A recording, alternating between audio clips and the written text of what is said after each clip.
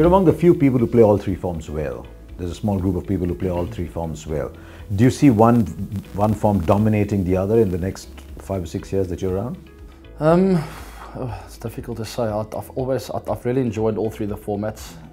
Every format has got its own way of being really special, and I can't see which format's going to dominate over the next few years. It all depends so much about where we're going with this great game, what the ICC is going to decide on schedule-wise, etc., etc. There's so many turns it can take, and I've no idea where it's going.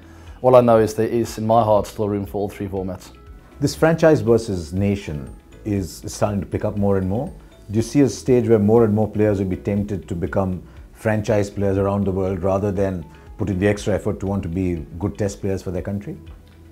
That depends. That depends on a lot of things. I'm not sure exactly where this great game is going to go. A lot depends on what the ICC decide on schedule-wise, where you fit everything in. And then a lot depends on the individual itself. Not all players perform straight away in the test arena and the longer version of the game. Some guys need to come through the T20s first, and vice versa.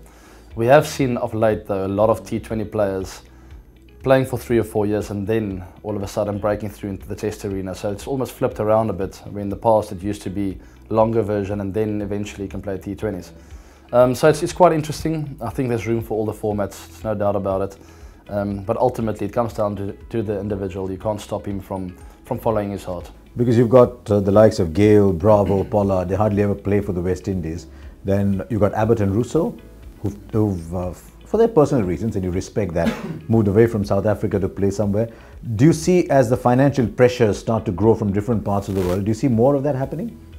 Maybe. Hopefully not. If I speak on behalf of South African cricket, I hope as many players as possible stay in our country to play for what's the most important cricket, and that's for South Africa, for the Proteas.